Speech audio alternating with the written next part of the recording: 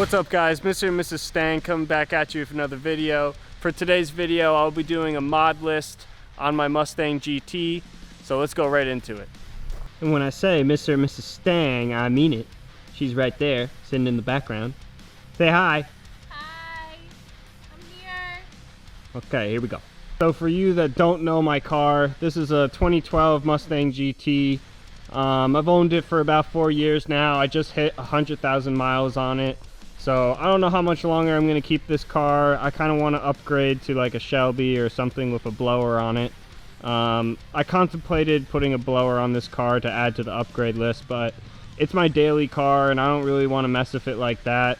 So I figured instead of spending all the money to supercharge it, maybe I'll just spend all that money and sell this car and get a Shelby or something like that.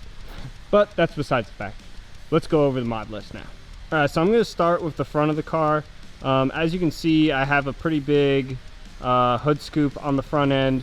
So I got this hood scoop on sale from American Muscle. It's called the Manta Ray hood scoop. It's a functional hood scoop. I thought it looked pretty cool to like some of the Shelby ones, and it gives it a pretty clean but not over the top, but still very aggressive look. It comes with the heat extractors on the top, which are functional as well. And then when we go down lower to the car, you can see that I have a California Special / Boss 302 front fascia. What I did was though is I didn't really like the smooth or brushed plastic that it comes with, so I sanded it down and decided to paint it gloss black to match with the bumper to give it a cleaner look. I left the fog lights brushed plastic as well, and then I also added the Boss 302 front splitter. So in order to run the upper fog lights and the lower fog lights, they don't really have like a set option, so you kind of have to wire it together. So what I did was to run both fog lights at the same time was I wired my bottom ones to my top ones and pretty much shared a fuse on it, and that's how I got it to work, and it's worked pretty well. I've never really had any problems with it. But that will do it for the front of the car. I also have these clear Oracle LED side marker lights. This one's in a little bit of a better shape. Kind of wish I got the tinted ones, but they're very bright and they definitely stand out.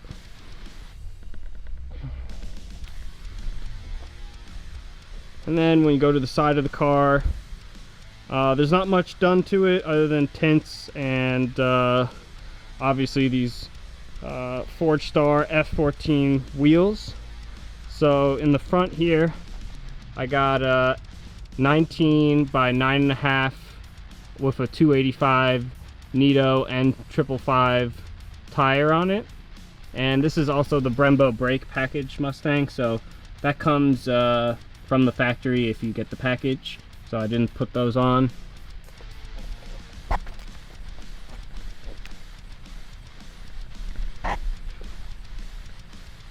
And then in the rear I got the 19 by 11, so it's a little bit more of a staggered look. It's a fatter tire in the back with a 305 Nito and 555.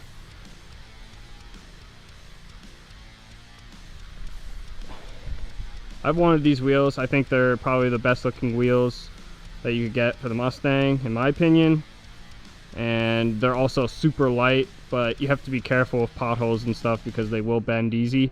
That's also why I went with the 19s, because you get a little bit more rubber on the rim, and on these cars they honestly can use as much traction as possible. So I used to have 20s on here with the Pirelli P0s, and they were complete trash.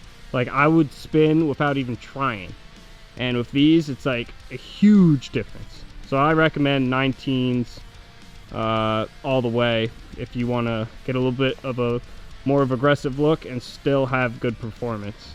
Also on the rear part of the bumper I added the GT500 rear mud flap, and you have the Oracle rear side marker as well.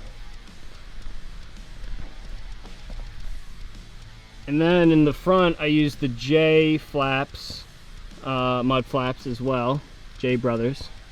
And then when we get towards the back of the car, I switched my taillights, which you can probably tell. These are not the 2011 or these are not the 2010 to 2012 taillights. These are the 13 to 14s. So they actually swap in perfectly. They're a plug-and-play system, so it's the exact same wiring. It's the OEM 13 to 14 taillights.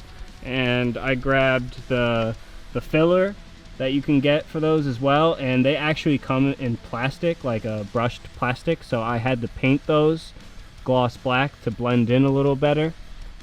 And then when you go towards the bottom here, I got the GT500 lower valance, but I also painted this so it could match with the front of the car. I think the painted look looks way better than just this brushed plastic. You know, this rear valance is like kind of big, and if the whole thing is plastic, it pretty much just looks cheap to me. So I sanded it down, painted it just like the front. And as you can see here, I have Borla ATAC axle back mufflers. And then towards the top of the car, I have the GT500 wing. I got this off an eBay one, and honestly I'm not too happy with it because the paint was just shittily done on it, so it just cracks and bubbles up. I also have this little mini MMD antenna. Not that it matters, but I didn't like the giant one that it came with. So that'll pretty much do it for the outside of the car. I'll go ahead and show you what I did on the inside of the car. It's not much. So the only things that have been done on the interior of this was, this is a base Mustang, so it had just a black wheel. So I went ahead and upgraded it to the Boss 302 Alcantara steering wheel. And then I just got a billet style shifter, no short throw or anything like that. And then I decided to go with the carbon fiber overlay that American Muscle sells. It's pretty much just a giant sticker that goes over it. I'm not really impressed with it, you know, because it doesn't, like, you can see, like, that's what it used to look like, and it doesn't even go all the way down there. It looks like a sticker, so you get what you pay for on that. Alright, so when it comes to the engine bay, there's nothing too much going on here. I pretty much kept it stock, other than the JLT carbon fiber cold air intake. I think it looks great in the engine bay, but it really doesn't add that much. What makes the biggest difference down here is the Borla XK. No, it's not a good shot of it. The biggest difference that I have that will help the horsepower of the car is pretty much the long tube headers that I put in. They're XR1 Borla long tube headers. They're kind of rare to find, but if you can get your hands on them, I strongly recommend them. I love these headers. They're amazing and they sound great. And then I got an upper sway bar, or upper strut tower brace by Hotchkiss Performance. Pretty sure that's how you say it. If I say it wrong, leave a comment below. And I used to have a Bamba tune on it, but I went with a custom dyno tune when I got the headers. And I also have my JLT oil catch can, just to help the engine life and, you know, take care of this beautiful Coyote 5.0. Yeah, baby. And then after the Borla headers, I went ahead and put in the Borla off-road X pipe, and then I actually kept my stock mid pipe over axle pipe and just cut off the resonators and just welded on some straight pipes. And then you just have the Borla ATAC axle back.